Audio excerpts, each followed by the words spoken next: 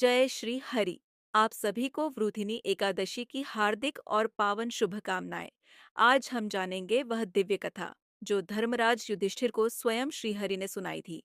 कथा जिसमें है तपस्या का बल, भक्ति की शक्ति और मोक्ष की राह। तो जुड़िए इस आध्यात्मिक यात्रा में वरुथिनी एकादशी की पावन कथा के साथ। वरुथिनी एकादशी वैशाख मास के कृष्ण पक्ष की एकादशी को आती है। इस एकादशी के दिन भगवान विष्णु की विधिवत पूजा करने के साथ व्रत रखने का विधान है। मान्यता है कि वरुथनी एकादशी का व्रत रखने से हर तरह के पापों से मुक्ति मिल जाती है और सुख सौभाग्य मिलने के साथ मोक्ष की प्राप्ति होती है। अगर आप भी वरुथनी एकादशी का व्रत रख रहे हैं तो पूजा करने के साथ मंत्र चालीसा का पाठ करने के बाद अंत में इस कथा को अवश्य पढ़ना चाहिए। ऐसा करने से आपको व्रत का संपूर्ण फल मिल सकता है। आइए जानते हैं वृथिनी एकादशी की व्रत कथा। प्राचीन काल की बात है। नर्मदा नदी के तट पर मांधाता नामक राजा राज्य करते थे। वह अत्यंत दानशील तथा तपस्वी थे। एक दिन की बात है कि वह जंगल में ही ध्यानमग्न होकर तपस्या कर रहे थे। तभी अचानक से वहां पर एक जंगली भालू आ गया और तपस्या में लीन राजा का पैर चबाने लगा। लेकिन राजा बिना किसी विघ्न के अपनी तपस्या में लीन रहे। कुछ देर बाद पैर चबाते चबाते जंगली भालू राजा को घसीटकर पास के जंगल में ले गया। राजा बहुत घबराया, मगर तापस धर्म अनुकूल उसने क्रोध और हिंसा न करके भगवान विष्णु से प्रार्थना की। करुण भाव से भगवान विष्णु को पुकारा।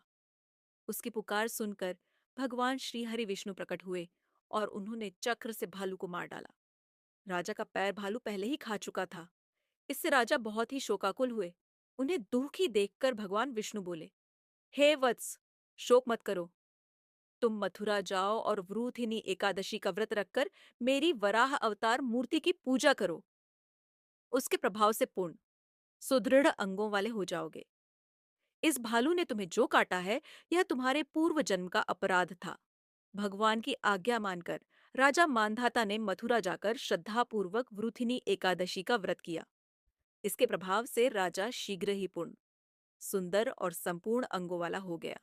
इसी एकादशी के प्रभाव से राजा मांधाता स्वर्ग गए थे।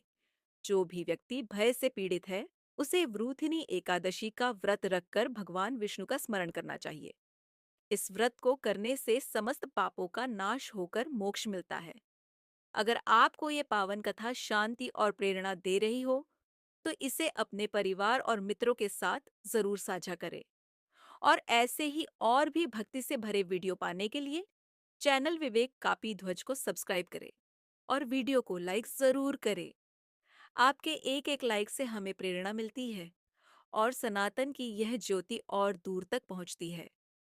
जय श्री हरि। जय विष्णु भगवान।